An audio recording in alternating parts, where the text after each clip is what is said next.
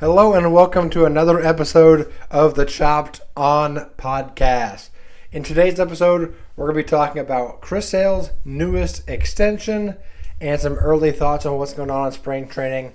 Looking forward to the 2026 Atlanta Braves regular season. How you doing today? I'm doing good. How about y'all?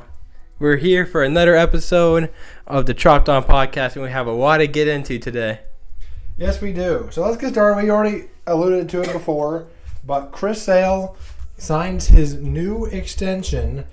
Tell us a little bit about what's going on and what's happening with Chris Sale. Chris Sale got his new extension for 1 year, $27 million contract extension that includes a club option, keeping the future Hall of Fame pitcher from reaching free agency next winter.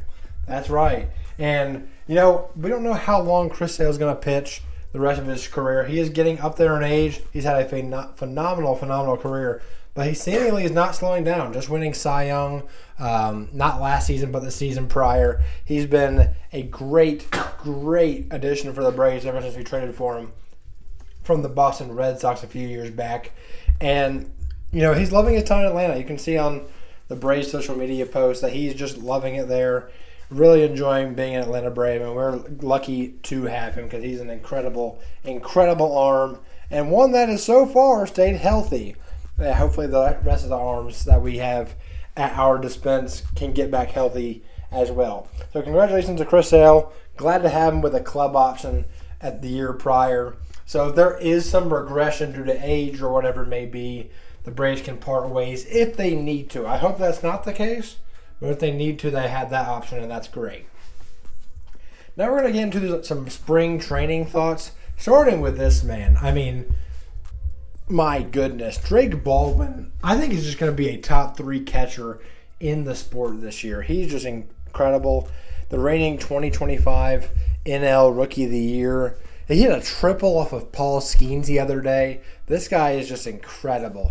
A catcher, able to leg out triples, hit with the power he does, with the contact ability he does on pitchers like Paul Skeens. It really is just remarkable. And he's not too shabby defensively as well. And he got the speed, which you don't get a ton of catchers with speed he's not as fast as right fielders and everything, but more speed than most catchers you expect. Most catchers you would never see try for a triple in the first place because they're not worth it. But he just has too much going for him, and he has faith in his skill and everything. I think we're at the point where we can start discussing Drake Baldwin. Maybe not in that top tier of catchers in MLB, although I think he's trending in that direction. I think he's up there, near your Will Smiths, your William Contrerases, guys like that. He's just a phenomenal player. Winning Rookie of the Year in his first year in the MLB. He's just great. I think he's going to be a top three catcher in baseball this year. I really do. And the fact that we have Sean Murphy there with him, that's just incredible. How many teams have 2 catchers of that caliber at their dispense? Really, I think there's no team in the league that has 2 catchers at that much skill level in their defense. Just one of them's going to play DH guaranteed, while one's going to be catcher once Sean Murphy gets back from being injured. So either way, we're going to be great once everybody gets back healthy and no one else hopefully gets not injured. Yeah, that'll be great once that happens. At the end of this video, we're going to discuss the possible opening day lineup for the Atlanta Braves. But another guy I want to talk about from spring training, Matt Olson. Yeah. And me about spring training, just one thing I'm going to bring up, we need Acuna to hustle even when you think he hits a homer. Just all the time you see him just not hustling because he goes off the wall. It was great contact on the ball in that spring training game and everything, but he just didn't run. He got a single on something he could have easily got just a double by jogging. That's one of the things Acuna really has struggled with over the years. I remember many a times Brian Snitker getting onto him about that kind of stuff. Just lack of hustle, just overestimating where that ball is going to land, and he ends up costing him a base or even 2 sometimes. There are some times where it'll bounce off the wall in right field at the Chop House, and it's possible Acuna could have legged out 3, but he's standing at first base. So stuff like that, he's got to get better about. And but besides that and staying healthy, I mean, there's nothing you need to worry about with Ronald Acuna. One of the top 5 players in baseball, just all the talent in the world. I think he's going to be tremendous this season and get back to hopefully that MVP form that we've seen from Ronald Acuna. Now back to spring training, Matt Olson hit an absolute moonball in spring training that went over the building in right field. You talk about top 3 of his position like we were just talking about with Drake Baldwin. Matt Olson, undoubtedly that guy. I mean, he's arguable. You could make a legit argument he's number 1. Freddie Freeman, still tremendous, don't get me wrong, but he didn't have his best season last year. And then you got Pete Alonso, who has basically no defensive value, so I take that into consideration. I don't think he's a guy you put at first. Nick Kurtz of the Oakland Athletics, he's tremendous. It's his second year, so he could be in that conversation. But I think Matt Olson is just Mr. Consistent. He does what we ask him to do every single day. He goes out there, plays tremendous defense, and hits for tremendous power, and can really put the bat on the ball when he needs to as well. So Matt Olson, you're looking at another guy who's going to be in MVP talks, first team All MLB and All-Star at that first base position. So I think the Braves really have a plethora of talent that could be represented in the All-Star game and just really elevate the Atlanta Braves from the lackluster offense they were last year. Yeah, overall, Matt Olson, he's been great for us basically all along since he got here from the trade with Freddie Freeman and everything. And he's just one of the best hitters you'll see, just one of the most consistent double hitters you'll ever get. He just gets a double almost every time he gets up there. Yeah, he's great. I think you talk about these group of guys, Acuna, Matt Olson, and you get to Drake Baldwin. Those 3 in particular all are capable of having just, maybe not Drake Baldwin, but MVP caliber seasons for those other 2. And I wouldn't be surprised if we look at the end of the season and Drake Baldwin is like 10th in MVP voting or something. I wouldn't be surprised at that at all. But I think it's going to be a tremendous group of talent, high-end talent that can really do some damage to this Braves offense. Wouldn't be surprised also if we saw Austin Riley 10 to 15 range in MVP vote as well. Yeah, he's definitely been that kind of guy that passed. I almost forgot about him. He's had his ups and downs, a roller coaster kind of guy, but his downs are never really that down. But when he's on, he is absolutely on fire. A top 5 third baseman in the sport, no doubt about it. So let's get into this final guy we're talking about here, and that's Mike Yastrzemski. How about his performance in the spring training so far?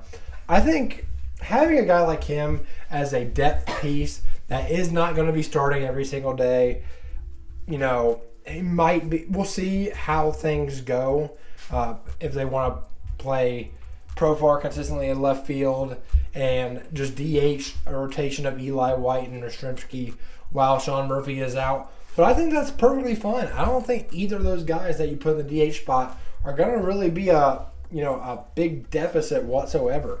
Yastrzemski has been great in spring training so far. He's an experienced veteran who I think is going to be very good for this Braves offense this year. Yeah, really, when you think about it, Yastrzemski and Eli White are just 2 of the best you could ask for in a rotation to be when if we get all our starters back, to be behind all of our actual starters when they're all healthy. That's just a great 2 behind. If someone does get injured, it's a great group of people that have talent and have been through this before. It's not like their first time in the MLB if someone got injured. So they've been through it, and they have went through everything the other guys have went through. So we have the talent even after our starting lineup, even though, he's definitely starting for the first part of the year, but injuries and stuff, You talk about when everyone comes back healthy, Sean Murphy and Ha-Sung Kim. You're talking about Mauricio Dubon, Mike Yastrzemski, Eli White, all of those guys, and Sean Murphy and Drake Baldwin every once in a while, just straight up not being in the lineup, and that's just an incredible depth group to have.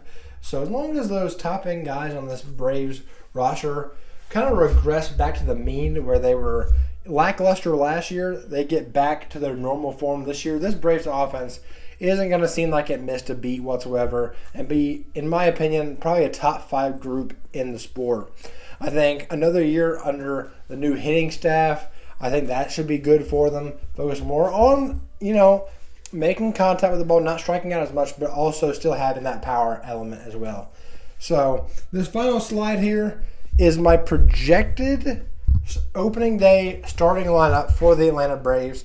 Now they do have the Kansas City Royals at home in their first series, where they're likely going to go against Cole Ragans in the opener. Cole Ragans, a very good lefty arm, so that's why I have Eli White in the lineup playing instead of Yastrzemski in this scenario. But this is what we're looking at. Ronald Acuna leading off, Drake Baldwin at the 2, Matt Olson 3, cleanup Jerickson Profar just based on how it's been in spring training so far, Austin Riley at 5, Ozzie Albies at 6, Michael Harris II at 7, Eli White at either playing DH or left field, probably DH if I had to guess, and then Mauricio Dubon at shortstop. So I think this roster is capable of doing some damage. Obviously, it's not at full strength. No Sean Murphy, no Ha-Seong Kim, so it's missing some elements for sure. But I think this is a good offense that can definitely at least sustain while those guys are gone. Yeah, I mean, when you just look at the first 3 right here, if you just keep these first 3 healthy and hitting great the whole year, I mean, that's just a playoff team almost in itself. I mean, not a great playoff team because you need a whole team great, but I mean, like, those 3 alone, if we keep them healthy, then you add Jerickson Profar, Austin Riley, Ozzie Albies, and Michael Harris.